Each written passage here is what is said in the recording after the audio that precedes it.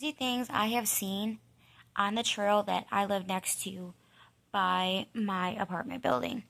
Let's start off with the pond. We have a trail that we live right next to. Um, so I usually walk my dogs on this trail all the time. I usually did it every summer. I have not been walking them on it much more. I've been usually just walking them like by the park and stuff now. If I usually take them on a walk, usually if we take them on a walk, it's really by the apartment now because this trail is not safe. It's not safe. The fire department's even said that. So lately, we've been having a lot of wildfires for some reason. Like they're not like really big wildfires, but it's like not safe. Like they happen like out of nowhere. Like the fire department could easily just show up right now for no random reason. It would just like happen out of nowhere. So there was this one time, this fire actually got pretty big. You could see it from the window, where it was 11 o'clock. Um, Me and my dad were not even here, and my mom was not even here. She was at the doctor's with my sister. Me and my dad left to go get food and go to the store and pick up like dish soap, mop pads, dog food, dog treats, like just like necessities, things that we needed. We pull in. There was a wildfire. It's going all over. I'm getting soaking wet. Like the road was blocked off. We were asking them like, how did this happen? Like I'm standing outside like talking to our manager like what's going on? Like what happened? Like is the building okay? Like is my dogs okay? Like I'm asking him all these questions. Like I'm freaking out, panicking. Like he's like, no, it's nothing to do with the building. Like it's a wildfire. Like the trail just lit on fire like out of nowhere. So it just like happens out of nowhere. Like you will not even be here, and you could just get a call for no reason. And then there was this other experience where it was just like a small fire, and it just like lit up. So you could just look out the window, and the fire department could not even be here for the building. It's just here for the trail. Where like all these trees will just burn down and just like fall, and then you have to like hope it doesn't hit the power line or your car for no reason. Um, then there was this other experience, and it was actually the pond, where the pond like had some chemical in it, and it started leading to the trail. And then there was this other time back in the summer where we were riding. Me and my sister were riding our scooters, and I was actually trying to film like a video actually for YouTube, and I had to freeze and stop, and there was this whole big spider. Like I actually took pictures of it, but it was on my other phone, and I have no access to that.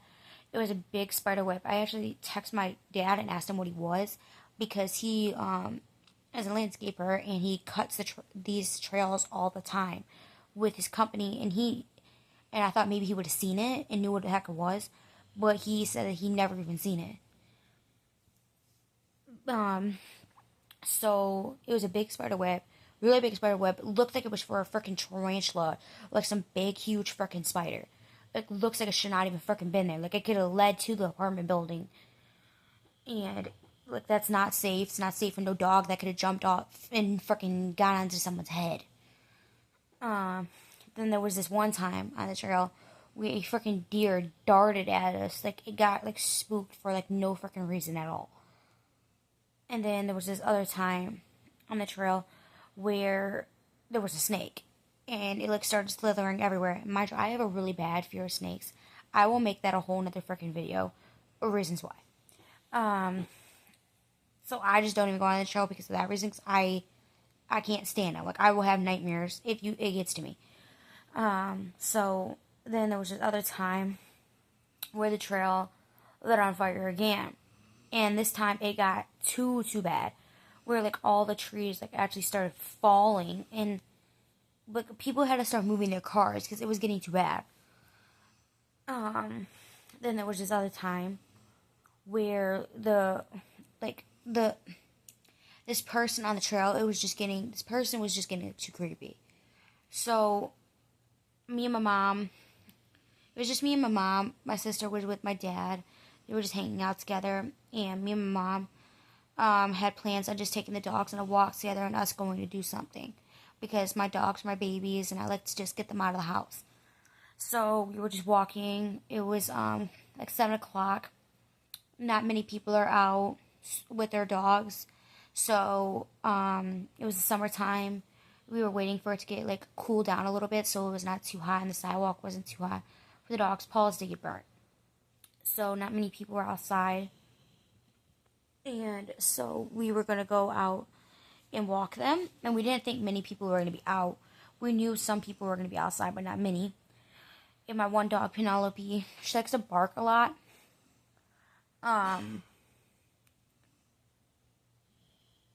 So we were walking them. And this one guy was just like sitting there on the bench. Like, at first, like, it wasn't shady. Like, at first, it wasn't shady. Like, he was just sitting there, like, on his phone. Then, like, it got to the point where he started getting up and following us in every direction. Like, I didn't even know where to go at this point. And mind you, it does look weird that if, at this time, I was 15, it does look kind of weird that a 15-year-old is walking a 90-pound dog. But I had full control of her. I had her harness on her, her leash, and she was following my commands. And when I told her to sit, she sat. When I told her to get up, she got up. When I told her to stop, she stopped. So I think he was trying to kidnap my dog and do something with my dog. So at this point, I told my mom we were already outside for like 30 minutes. They've already been on a 30-minute walk. That's good enough for them. So at this point, I told my mom, I'm getting creeped out. Let's go.